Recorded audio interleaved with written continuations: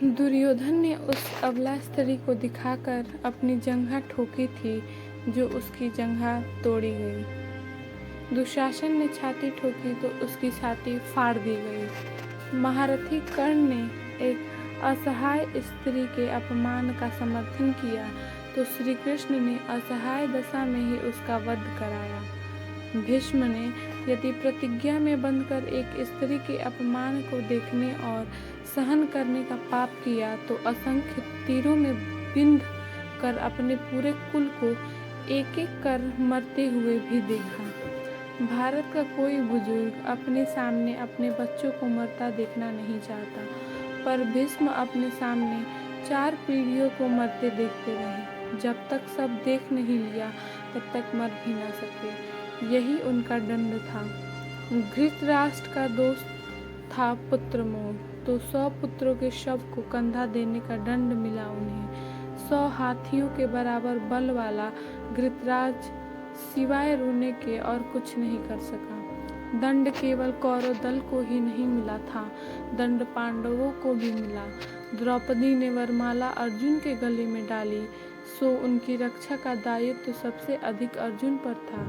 अर्जुन यदि चुपचाप उनका अपमान देखते रहे तो सबसे कठोर दंड भी उन्हीं को मिला। अर्जुन पितामह भीष्म को सबसे अधिक प्रेम करते थे, तो कृष्ण ने उन्हीं के हाथों पितामह को निर्मम मृत्यु दिलाई। अर्जुन रोते रहे पर तीर चलाते रहे।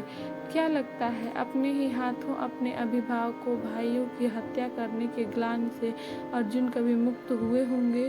क्या नहीं, वे जीवन भर तड़पते होंगे। यही उनका दंड था।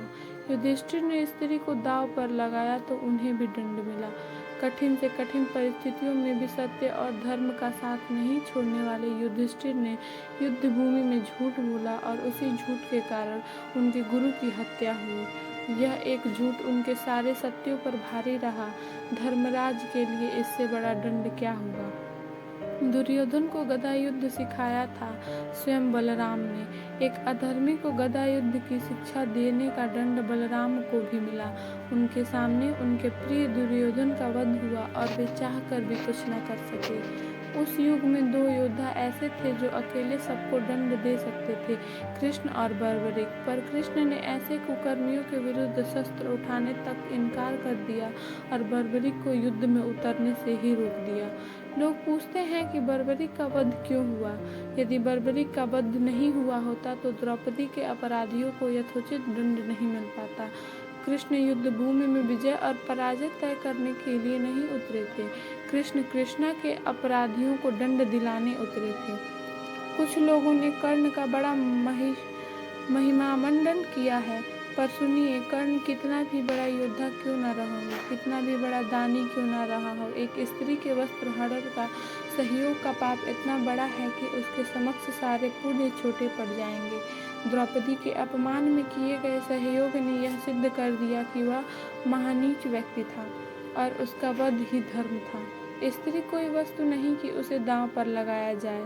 कृष्ण के युग में 2 स्त्रियों को बाल से पकड़कर घसीटा गया। देवकी के बाल पकड़े कंस ने और द्रौपदी के बाल पकड़े दुशासन ने। श्री कृष्ण ने स्वयं दोनों को अपराधियों का समूल नाश किया। किसी स्त्री के अपमान का दंड अपराधी के समूल नाश से ही पूरा होता है, भले ही वह अपराधी विश्व का सबसे शक्तिशाली व्यक्ति ही क्यों न हो।